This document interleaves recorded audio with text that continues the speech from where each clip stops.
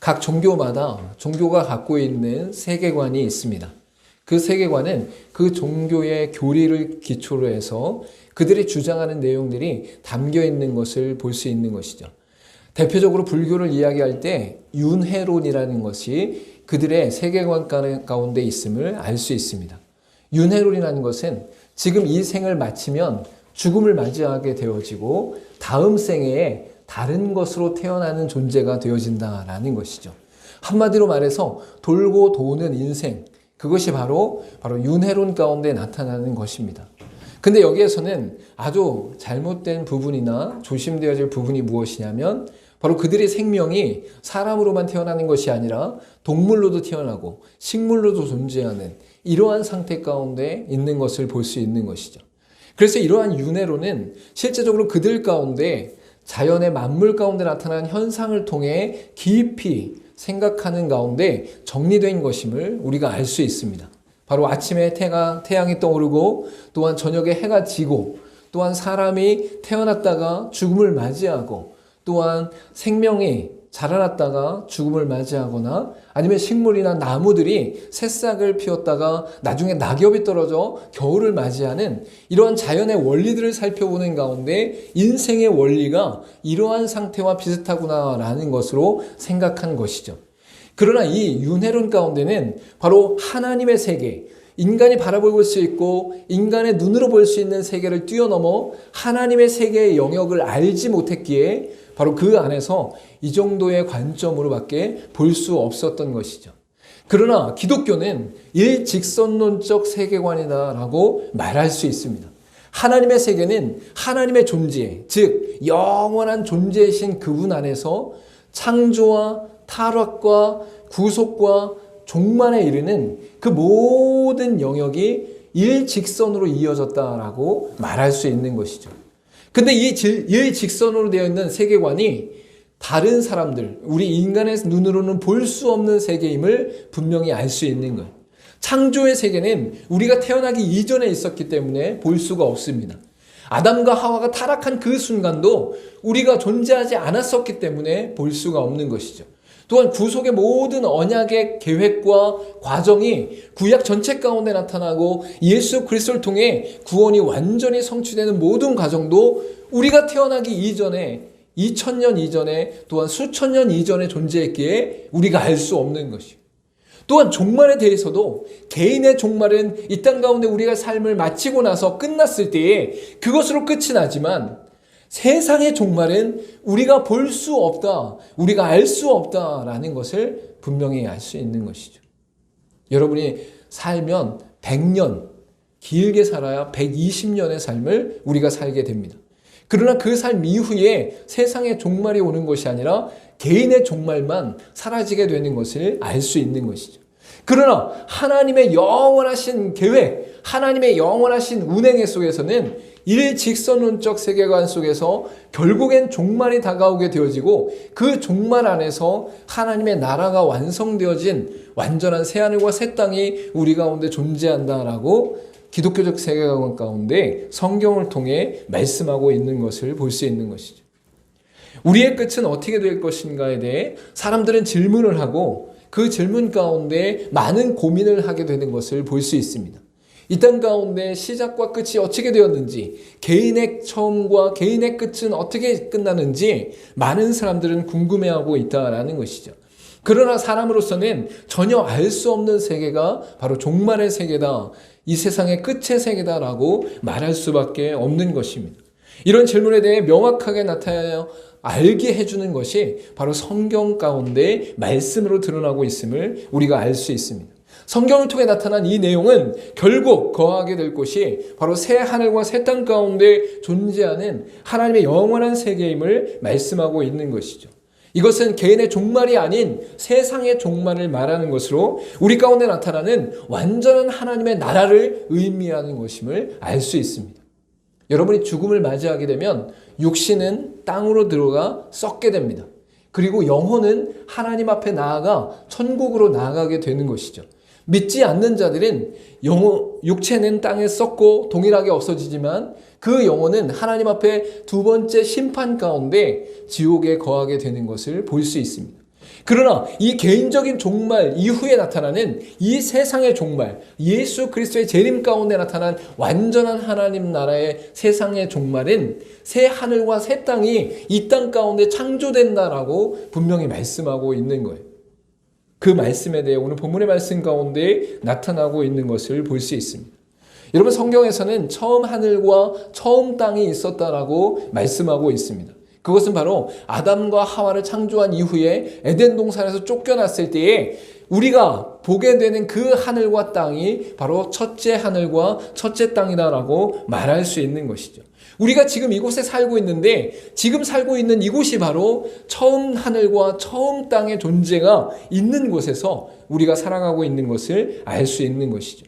그러나 처음 하늘과 처음 땅은 바로 인간의 타락 가운데 오염되어지고 태화되었다라고 성경은 말씀하고 있습니다.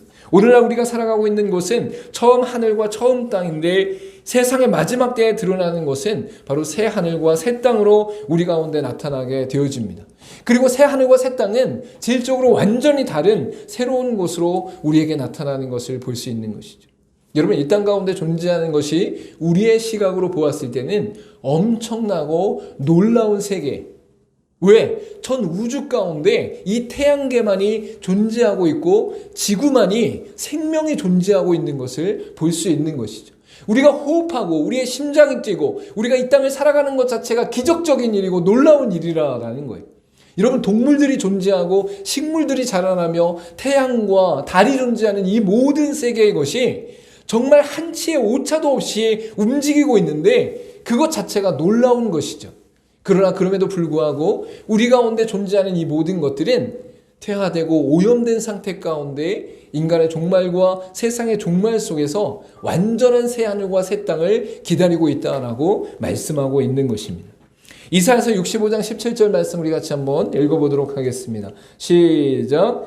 보라, 내가 새 하늘과 새 땅을 창조하나니 이전 것은 기억되거나 마음에 생각나지 아니할 것이라 라고 말씀하고 있는 것이죠. 새 하늘과 새 땅을 창조한다라고 하는 이사야 선지자의 선포는 예수 그리스도가 오시는 초림과 함께 영원한 세상의 종말을 뜻하는 재림의 역사 속에 나타나는 종말을 말씀하고 있는 것이에요. 이사야 선지자가 선포하는 그 예언 속에 가까운 곳에 일어날 예언과 함께 아주 멀리 세상 끝에 일어날 예언까지 선포하고 있는 것을 알 수 있는 것이죠. 그래서 오늘 본문의 말씀 가운데 나타난 이사야 65장 17절의 말씀은 바로 세상 끝에 일어날 새 하늘과 새 땅의 창조의 역사를 말씀하고 있는 거예요. 근데 그 뒤에 뭐라고 말씀하고 있어요? 이전 것은 기억되거나 마음에 생각나지 아니할 것이다. 여러분, 여러분의 삶 가운데 이전 것이 기억이 안 날 때가 언제냐면 지금 갖고 있는 게 너무 좋을 때 이전 것이 기억이 안 나요. 이전에 갖고 있던 컴퓨터가 있었는데 그 컴퓨터가 성능이 서너 배 되는 놀라운 좋은 컴퓨터가 있어. 그러면 이전 게 생각이 안 나고 지금 좋은 것만 생각이 나는 거예요. 여러분, 임신한 가운데 그 고통과 어려움과 힘듦이 있지만 출산 직후에 그 아이를 바라보면 이전에 썼던 고통과 아픔이 순식간에 사라지는 엄마들의 마음도 우리가 발견하게 되는 것이죠. 왜 그렇게 됩니까? 그 아이가 너무 예쁘고 너무 소중하기에 이전에 썼던 고통을 다 감내할 정도로, 다 잊혀질 정도로 그 생명을 기뻐하게 되는 거예요.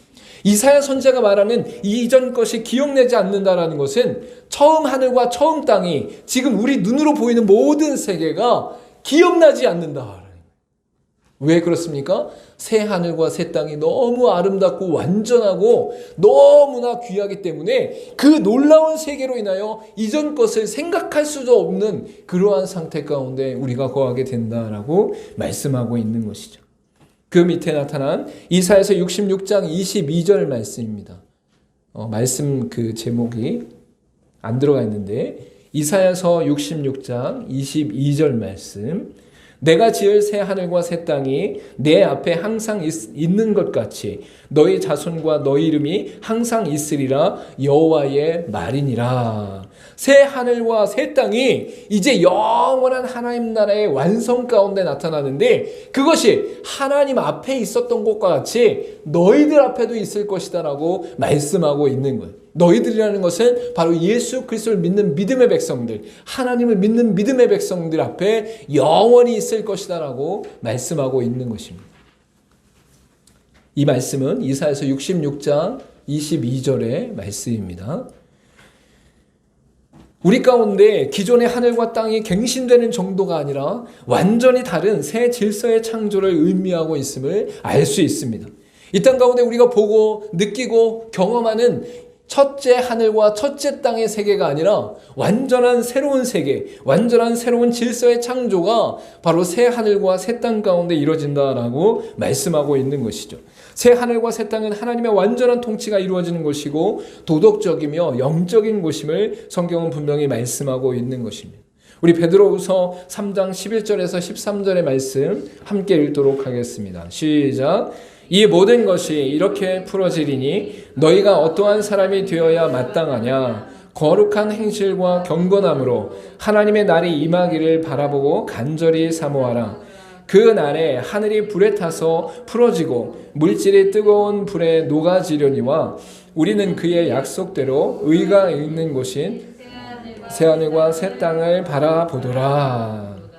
베드로후서에서 말씀하시는 이 내용은 새 하늘과 새 땅이 우리에게 주어질 것을 바라보며 소망 가운데 거하는 자들은 그곳이 완전히 거룩하고 완전히 경건하고 완전한 하나님의 성품 가운데 거하는 곳임을 분명히 말씀하고 있는 것이죠. 그래서 이 땅 가운데 믿는 자들의 인생 가운데 믿고 나서 땡이 아니라 이제 믿었으니까 천국으로 간다라고 생각하는 것으로 이 신앙의 끝이 있는 것이 아니라 믿는 사람들에게 따라오는 것이 무엇이냐면 거룩한 행실과 하나님의 성품을 담는 삶이다라고 말씀하고 있는 거예요. 그래서 오늘 본문에 베드로후서 3장 가운데 나타난 거룩한 행실과 경건함이 이 땅 가운데 우리 그리스도인들이 하나님의 말씀을 통해 예수 그리스도의 삶을 통해 따르는 그 과정으로 말미암아 우리의 삶에 성숙이 일어나고 영적인 변화가 날마다 일어난 이후에 새하늘과 새 땅 가운데 거하는 그 믿음의 백성들에게는 도덕적이고 영적인 가운데 거룩함과 경건함의 완전함을 누리게 된다라고 말씀하고 있는 것이죠. 그래서 새하늘과 새 땅이 단순히 외적으로 보여지는 이 하늘이나 태양이나 아니면 자연 만물과 같은 것들이 변화된 것으로 끝나는 것이 아니라 그리스도인의 삶이 하나님의 거룩한 성품을 닮아 변화되는 경건한 가운데 거하는 역사가 일어나는 곳이 바로 새하늘과 새 땅이다라고 말씀하고 있는 거예요. 저 여러분이 이 땅을 살아가면서 그리스도를 닮아 애쓰고 힘쓰고 노력하지만 얼마나 불완전하며 얼마나 오염되어 있으며 얼마나 연약한 가운데 있습니까? 그러나 새하늘과 새 땅이 이루어지는 그 완전한 세계 속에서는 이 보여지는 모든 세계가 완전하게 새롭게 창조됨과 동시에 우리의 성품과 우리의 존재 자체도 거룩함과 경건함 가운데 온전히 거하게 될 수 있게 된다라고 말씀하고 있는 것이죠. 새하늘과 새 땅은 하나님께서 믿음의 백성들에게 허락하신 소망의 세계로 죄와 사망이 사라지는 종말의 구속을 고대하는 것을 의미하게 됩니다. 특별히 바다는 세상을 의미하는 것으로 세상의 죄와 사망이 사라진 세계를 의미하게 되는 것을 볼 수 있는 것이죠. 그래서 오늘 본문의 말씀 가운데 나타난 그 바다라는 뜻은 바로 세상이 완전하게 사라지는 때를 말씀하고 있는 것을 볼 수 있는 것입니다.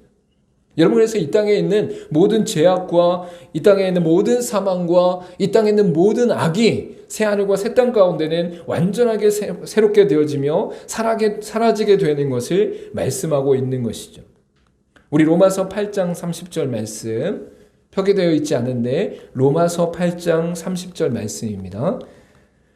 같이 읽도록 하겠습니다. 시작. 또 미리 정하신 그들을 또한 부르시고 부르신 그들을 또한 의롭다 하시고 의롭다 하신 그들을 또한 영화롭게 하셨느니라. 그런즉 이 일에 대하여 우리가 무슨 말 하리요? 만일 하나님이 우리를 위하시면 누가 우리를 대적하리요? 새하늘과 새 땅을 하나님의 백성들에게 주시는데 그 하나님의 백성은 하나님이 미리 정하셨어요. 그리고 부르셨어요. 그리고 의롭게 하셨어요. 그리고 영화롭게 하신다라고 말씀하고 있는 것이죠. 여러분, 우리가 예수 그리스도를 믿기 이전에 이미 하나님이 우리를 미리 정하셨다라는 거예요.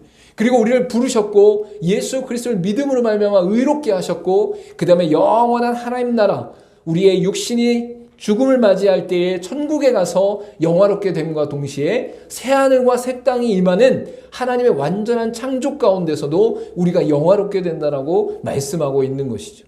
여러분, 그래서 여러분이 이 땅에 태어나기도 이전에 예수 그리스도를 통해 여러분의 죄를 사하시는 놀라운 구속의 역사를 이루셨습니다. 여러분이 이 땅을 살아가는 동안에 아직 예수를 믿지 않는 그 순간 속에 미리 하나님께서 정하시고 부르시는 역사가 일어났어요. 그리고 여러분의 삶 가운데 예수 그리스도를 믿는 믿음 안에서 의롭게 하시고 그 의롭게 하신 은혜 가운데 영원한 하나님의 나라 속에서 새 하늘과 새 땅 가운데 영화롭게 하시는 은혜의 역사를 이루셨다라고 말씀하고 있는 것이죠. 여러분, 여기서 놀라운 사실은 무엇인지 아십니까? 여러분의 믿음이 조금 연약해도 여러분이 실수하거나 아니면 죄 가운데 잠시 빠진다 할지라도 하나님의 은혜와 하나님의 권세와 하나님의 능력은 영원하기 때문에 그 미리 정하심과 부르심과 의롭게 하심과 영화롭게 하시는 그 은혜의 권능이 하나님께서 우리에게 베푸신 은혜이기 때문에 바로 우리 안에 어떤 역사가 일어나느냐? 그런즉 이 일에 대하여 우리가 무슨 말을 하리요? 만일 하나님이 우리를 위하시면 누가 우리를 대적하리요라고 분명히 말씀하고 있는 거예요. 우리의 연약함이나 사단의 유혹에 많은 일들이 우리 가운데 있다 할지라도 하나님이 우리를 붙잡고 계시고 하나님께서 우리를 미리 정하셨고 하나님께서 우리를 부르셔서 의롭게 하셨고 하나님께서 우리를 영화롭게 하셨으니 누가 우리를 대적할 것이냐라고 말씀하고 있는 것이죠. 그래서 믿음의 사람들에게는 요한계시록이 두려움의 성경이 아니라 소망의 성경이에요. 요한계시록에 나타난 수많은 징계와 심판의 모든 내용들이 우리에게 해당되지 않는다는 사실을 분명히 말씀하고 있는 것이죠.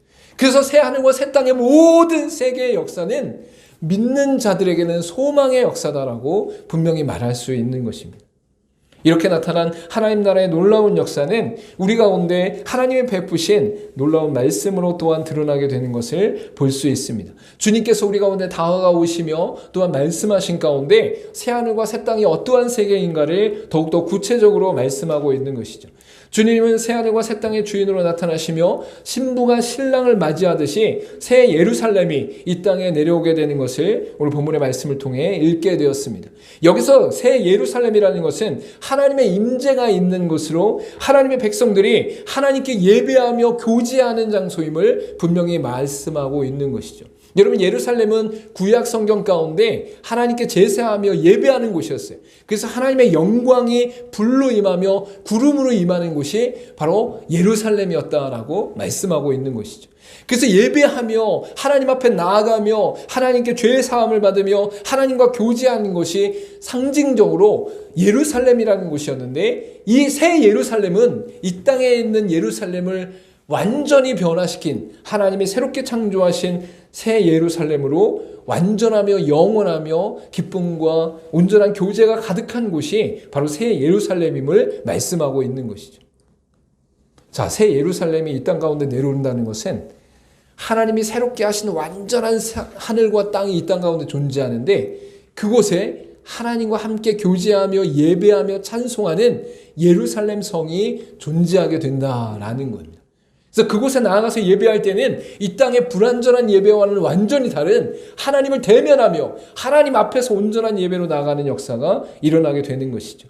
이사야서 61장 10절 말씀 우리 같이 한번 읽어보겠습니다. 시작. 내가 여호와로 말미암아 크게 기뻐하며 내 영혼이 나의 하나님으로 말미암아 즐거워하리니 이는 그가 구원의 옷을 내게 입히시며 공의의 겉옷을 내게 더하심이 신랑이 사모를 쓰며 신부가 자기 보석으로 단장함 같게 하셨습니다. 우리가 기뻐하고 즐거워한다라는 거예요.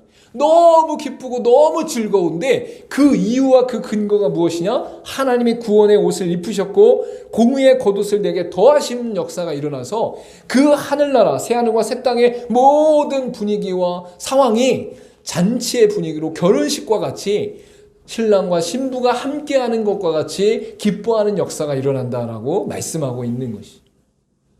결혼식 가면 신랑 신부가 너무 행복하게 웃는 걸 볼 수 있어요. 물론 살다 보면 그 웃음이 얼마 가지 않는다 우스갯소리로 얘기할 수도 있지만 그 순간만큼은 너무 기쁘고 너무 즐거운 거예요. 행복한 웃음이 가득 넘치는 것이죠. 이러한 것을 빗대어서 새하늘과 새 땅 가운데는 하나님의 백성들이 하나님께 나아가 크게 기뻐하고 즐거워하는 역사가 일어난다라고 말씀하고 있는 것입니다. 요한계시록 19장 7절과 8절 말씀 우리 같이 한번 읽어보겠습니다. 시작. 우리가 즐거워하고 크게 기뻐하며 그에게 영광을 돌리세. 어린 양의 혼인기약이 이르렀고 그의 아내가 자신을 준비하였으므로 그에게 빛나고 깨끗한 세마포 옷을 입도록 허락하셨으니 이 세마포 옷은 성도들의 옳은 행실이로다 하더라. 여러분, 이 땅에서도 믿음의 백성들은 교회 공동체 안에서 신부의 존재로 존재한다라고 성경은 곳곳에서 비유를 합니다. 교회, 즉 한 사람의 믿음의 고백과 또한 믿음의 공동체가 연합된 그곳이 하나님 앞에 나아갈 때에 그 신부된 자들이 신랑 되신 예수 그리스도와 혼인하는 은혜 가운데 그 기쁨을 함께 누리게 된다라고 분명히 말씀하고 있는 거예요.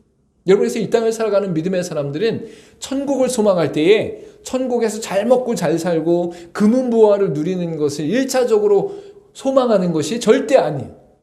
예수 그리스도를 고대하고 예수 그리스도를 소망하고 하나님과 함께 거주할 그 기쁨과 감격을 간절히 소망하는 자들이 바로 믿음의 사람들이다라고 성경은 말씀하고 있는 것이죠.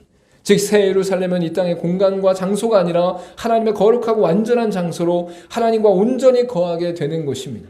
하나님의 백성들이 그곳 가운데서 구속하신 하나님의 은혜 가운데 하나님의 백성으로 공동체 가운데 하나님과 영원한 교제와 동행을 살아가게 되는 것이 바로 새 예루살렘의 의미로 우리에게 나타나는 것이죠. 주님의 거하심으로 말미암아 눈물과 사망과 애통과 슬픔이 또한 아픔이 영원히 사라지고 하나님의 위로하심이 충만히 임하게 되는 것이 바로 새 예루살렘의 공간이고 하나님과 교제하며 예배하는 곳이다라고 분명히 말씀하고 있는 것이죠.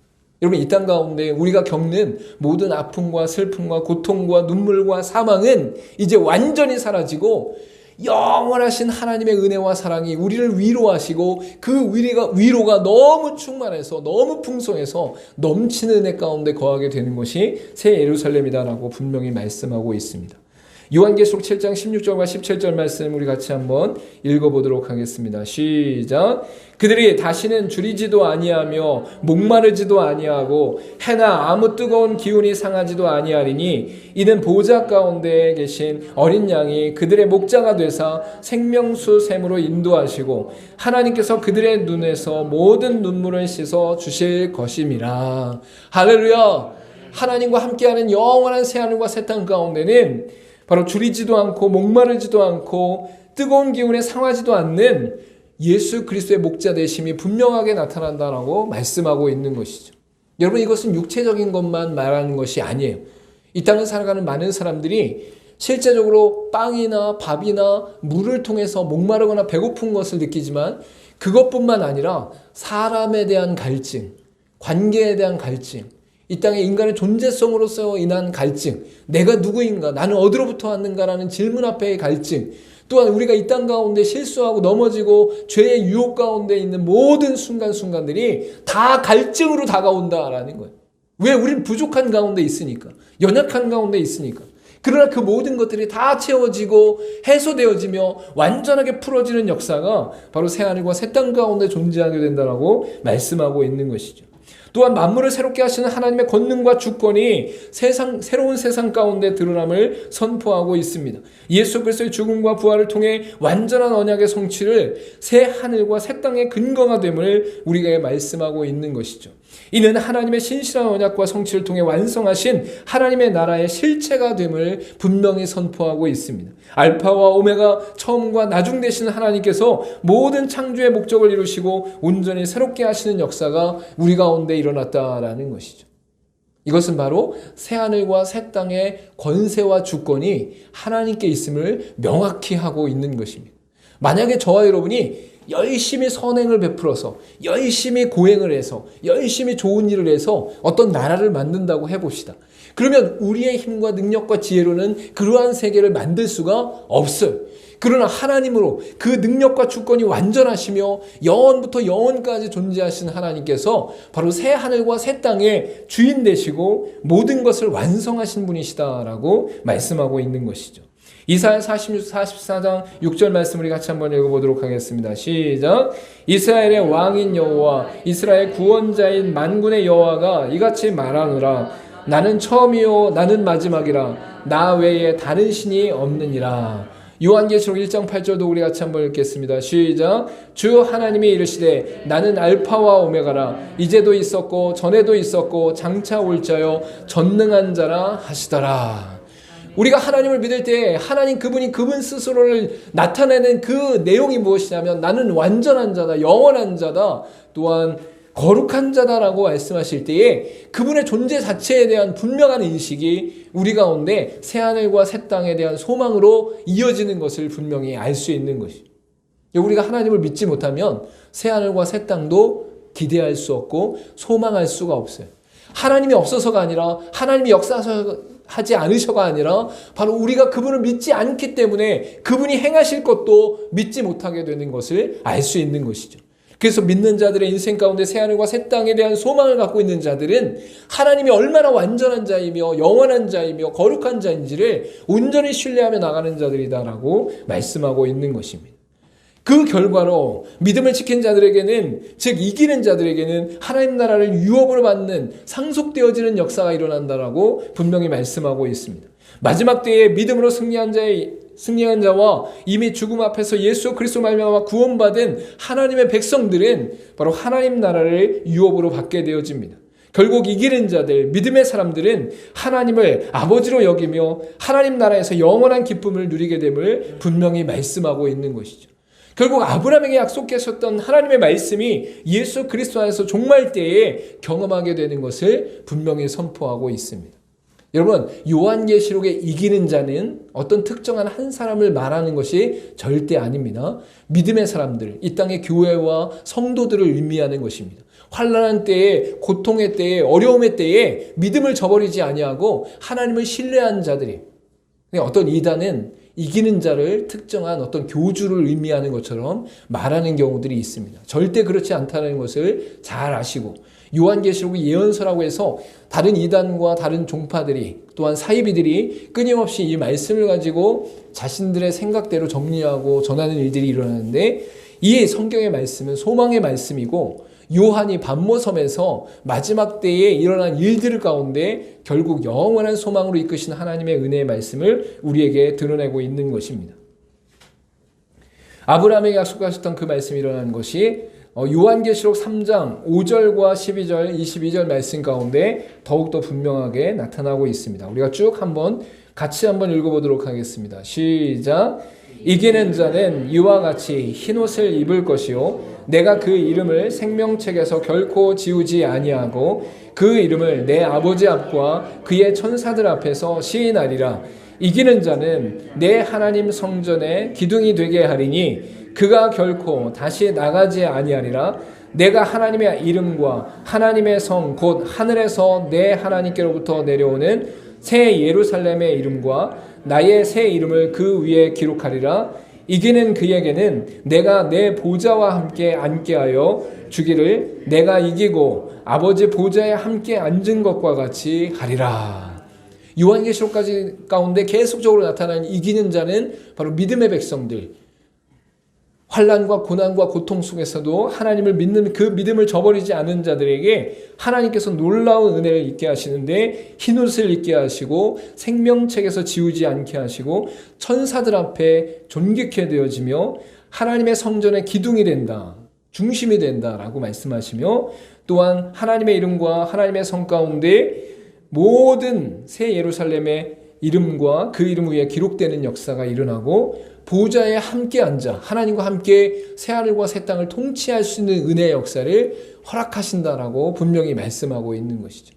그래서 새하늘과 새 땅 가운데 존재하는 모든 믿음의 백성들, 이기는 자들에게는 하나님의 영원한 나라를 기업으로, 유업으로 주시는 역사가 우리 가운데 나타나게 된다라고 말씀하고 있는 것입니다.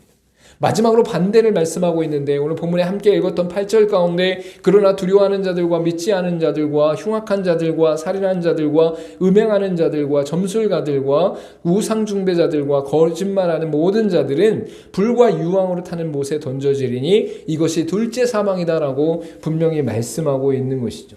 이러한 자들은 영벌에 처하게 되어지고 둘째 사망을 맞이해서 영원한 사망 가운데 거하게 됨을 알 수 있습니다. 즉 예수 그리스도를 믿지 못함으로 환난을 두려워하고 하나님의 말씀에 순종하지 아니하고 우상을 숭배하는 자들은 결국 영원한 죽음 앞에 거하게 된다라고 말씀하고 있는 것이.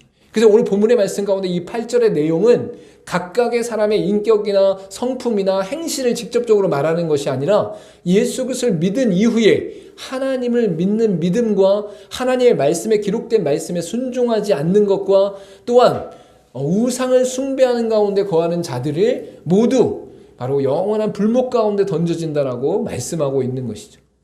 그러니까 믿지 않으면 이미 이러한 징벌 가운데 거하는 것이고, 믿는 자들에게도 그들의 삶 가운데 믿음이 없음과 순종하지 않음과 또한 우상을 숭배하는 가운데 나타난 모든 사람들에게 둘째 사망의 역사가 일어난다라고 말씀하고 있는 것입니다.